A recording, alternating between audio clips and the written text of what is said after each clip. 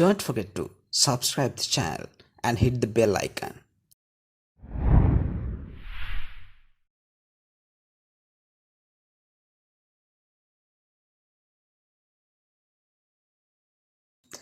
සුබ දවසක් කියලා පිළිගන්නවා ඔයාලා හැමෝම English Learners YouTube channel එකට.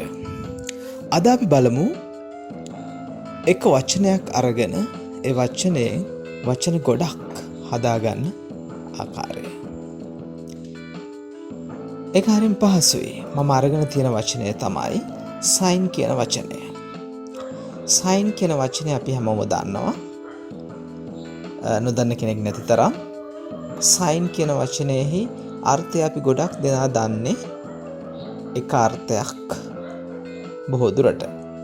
අපි sign කියන වචනයට අර්ථ දෙනවා සලකුණ. එහෙම නැත්නම් සංඥාව කියන අර්ථය දෙනවා. ඒ වගේම අස්සන කියන අර්ථයක් දෙනවා. නාම පද දෙකක් විදිහට sign කියන එක සලකුණ කියන්නත් අපි පාවිච්චි කරනවා. ඒ වගේම අස්සන කියන්නත් අපි පාවිච්චි කරනවා. ඊට අමතරව verb එකක් විදිහට අපිට ගන්න පුළුවන් සලකුණු කරනවා සහ අස්සම් කරනවා. සලකුණු කරනවා සහ අස්සම් කරනවා. එතකොට sign කියන වචනයේහි සලකුණ කියන අදහස, අස්සන කියන අදහස, ඊට අමතරව ක්‍රියාපදයක් විදිහට සලකුණු කරනවා කියන අදහස සහ අස්සම් කරනවා කියන අදහස් තියෙනවා. ඊළඟට අපි බලමු මෙන්න මේ sign කියන වචනයට අවසානයේට al එකතු වුනහම හැදෙන්නේ මොකක්ද කියලා. අපි sign කියලා ඉස්සරලම් ප්‍රොනවුන්ස් කරේ. sign sign කියලා ප්‍රොනවුන්ස් කරනවා. අන්තිමට al එක වුණාම අපේ ප්‍රොනන්සියේෂන් එක ටිකක් වෙනස් වෙනවා. signal කියලා නෙමෙයි මේක අපි කියන්නේ signal කියලා. signal. signal කියන එකේ තේරුම මොකද්ද? සලකුණ. එහෙම නැත්නම් සංඥාව. සංඥාව සලකුණ කියන අදහස මේ තුල තියෙනවා. ඊළඟට අපි බලනවා ch. ch මේක ප්‍රොනවුන්ස් කරන්නේ ch කියලා. ch. මේ ch කියන සවුන්ඩ් එක අපි sign කියන අපේ වචනය sign sign කියන එකට ඒ අකුරකුත් එක්ක අපි ch එකතු කරනවා. එතකොට signature signature නෙමෙයි signature කියලා තමයි මේක ප්‍රොනවුන්ස් වෙන්නේ. signature කිව්වහම ඔයාලා හැමෝම දන්නවා අස්සන. ඊළඟට අපි බලමු de sign කියන වචනේ sign කියන වචනේ මුලට de එකතු වුනහම design කියලා වචනයක් නිර්මාණය වෙනවා.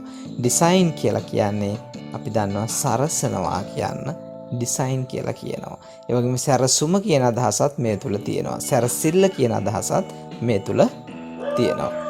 ඊළඟට අපි බලමු re කියන prefix එක sign කියන වචනේ ඉදිරියේ යෙදුනහම resign කියලා අපි ප්‍රොනවුන්ස් කරනවා. resign sign resign resign කියලා කියන්නේ ඉල්ලා අස් වෙනවට. ඉල්ලා අස් වෙනවට අපි කියනවා resign කියලා. ඊළඟ වචන අපි බලමු re මැදට sign දාලා අන්තිමට tion දානවා. ඒ අකුරකුත් මෙතෙන්ට ඇඩ් වෙලා තියෙනවා. එතකොට resignation resignation resignation කියලා කියන්නේ අස්වීමේ ලිපියටත් අපි කියනවා resignation. අයලා අස්වීමට අපි කියනවා අපි ඉල්ලා අස් වෙනවට කලින් කතා කරා resign කියලා ඉල්ලා අස් වෙනවා. ඉල්ලා අස් වෙනවා resign කියලා කතා කරා. ඊට පස්සේ මේකට resignation කියනවා අපි ඉල්ලා අස්වීම තමයි resignation කියලා කියන්නේ. resignation letter කියනවා. මේකට letter දැම්මොත් අපි ඉල්ලා අස්වීමේ ලිපිය resignation එක කියලාත් අපි කියන්න පුළුවන්. අස්වීමේ ලිපිය කියන අදහසින් ගන්නත් පුළුවන්. ඒක ගැටලුවක් නැහැ. ඊළඟට අපි බලනවා d sign tion කියලා කියන්නේ sun හැම වෙලාවෙම. අපි බලමු designation designation ඉස්සෙල්ලා කතා කරා resignation කියලා. දැන් කතා කරනවා අපි designation කියලා. designation කියන්නේ තනතුර. designation කියන්නේ තනතුර. ඊළඟට sign කියන එකෙන් අපි ඉගෙන ගත්තා signal, design, signature, resign, significant. Significant කියලා කියන්නේ විශේෂ, සුවිශේෂ ඒ වගේ අදහසක් සිග්නිෆිකන්ට් කියන එක තුල තියෙන්නේ. ඊළඟට designation, resignation,